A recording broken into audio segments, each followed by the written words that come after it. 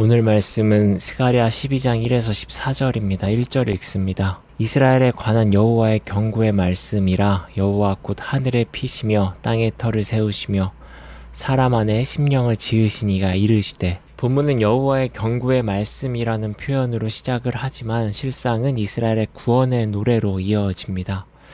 따라서 이 말씀은 이스라엘에게는 구원을, 하나님과 그의 백성을 얕잡아 본 민족에게는 심판을 경고합니다. 먼저 성경은 여호와 하나님이 어떤 분인지 고백합니다. 여호와 하나님은 하늘과 땅을 창조한 분입니다. 그리고 사람 안에 심령을 지으신 이라고 성경은 말합니다. 사람 안에 심령을 지으셨다라는 말을 조금 더 살펴보자면 주님께서 사람 안에 생명을 불어넣으셨다는 뜻으로 풀이가 됩니다. 주님은 인간의 생명을 주관하는 분이기에 인간을 잘 알고 있으며 마음이라 불리는 인간의 감정 역시 주님의 다스림 안에 있음을 말한다고 할 수 있습니다. 인간의 행동을 촉발하는 것이 인간의 감정이라고 해도 크게 틀린 말은 아닐 것 같습니다. 감정은 사람에게 용기 있는 행동을 추동하기도 하고 반대로 끔찍한 일을 발생시키기도 합니다. 감정을 잘 조절하는 이들은 자신과 주변 사람들에게 좋은 영향을 행사하기도 하지만 반대로 그렇지 못한 이들은 자신과 주변 사람들을 불행하게 만들기도 합니다. 그래서 감정, 즉 마음을 얼마나 잘 다스리냐가 여러 사람과 어울려 살아가야만 하는 우리 인간의 오래된 과제라 할 수 있습니다. 성경은 이 마음이 주님께로부터 왔으니 그 마음을 주님께 드려 선한 삶을 살라고 말합니다. 한편 인간에게 생명을 불어넣으시고 감정을 다스리시는 여호와는 그의 뜻을 세상에 알리기 위해 인간의 완악한 마음을 그대로 두기도 합니다. 애굽의 바로 왕의 악한 마음을 주님이 그대로 두셔서 결과적으로 애굽이 믿는 신들보다 뛰어난 주님의 전능하심을 보여준 것처럼 말입니다. 오늘 본문에서는 예루살렘을 얕잡아 보며 유다를 자신의 손에 삼키려는 자들의 교만한 마음을 하나님은 그대로 두십니다. 마치 유다의 위기를 방관하듯 말입니다. 아니, 방관을 넘어 오히려 유다를 더 약하게 보이기까지 합니다. 성경은 예루살렘이 모든 민족을 취하게 하는 잔이라 표현합니다. 유다를 넘보고 싶게 만든다는 이야기입니다. 그렇게 유다는 열방의 먹잇감이 됩니다. 침범하고 싶고 공격하고 싶은 민족이 되는 것입니다. 하지만 그 위기의 순간 하나님의 진가는 발휘됩니다. 모든 상황을 방관하듯 보이던 주님은 유다를 강하게 하십니다. 성경은 예루살렘을 모든 민족에게 무거운 돌이 되고 바위가 될 것이라 말합니다. 그래서 예루살렘이 돌인 줄 모르고 덤벼드는 민족, 즉 얕잡아 보고 공격하는 열방이 오히려 그 무게와 단단함에 호되게 당하게 될 것을 말합니다. 거만한 열방의 마음을 그대로 두시고 그 마음이 한계치에 달해 자신의 줏대를 모르고 덤비는 열방의 교만한 마음을 아시는 주님은 그 행동을 통해 깨닫게 하십니다.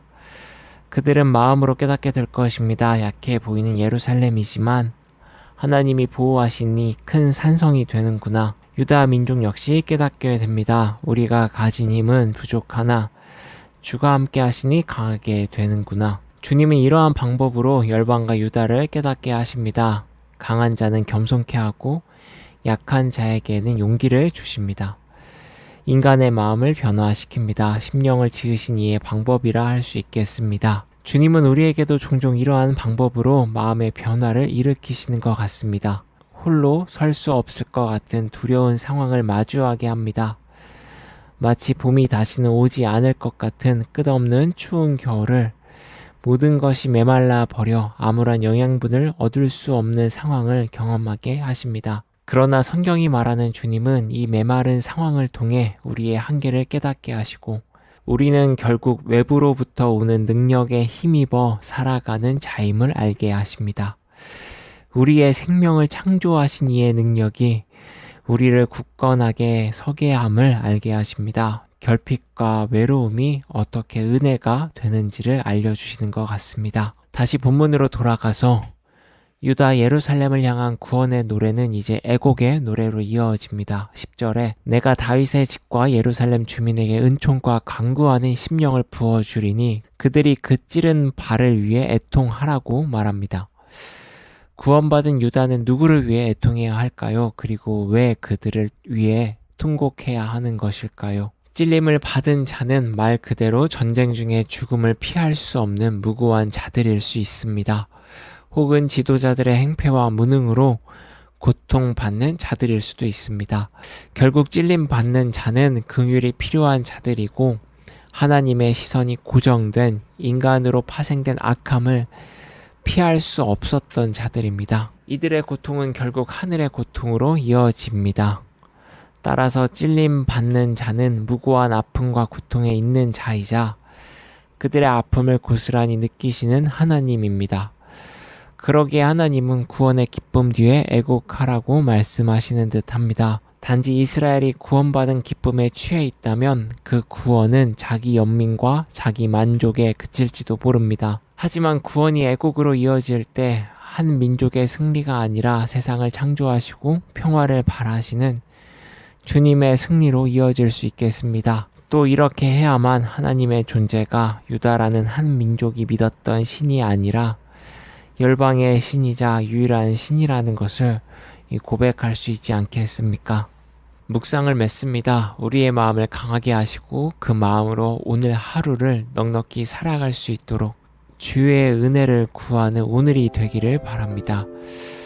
그러나 그 은혜의 강구가 단지 자기 연민과 자기 만족을 위한 것이 아니라 연약한 마음과 상황으로 아파하는 모든 이들을 위한 강구가 되기를 소망합니다.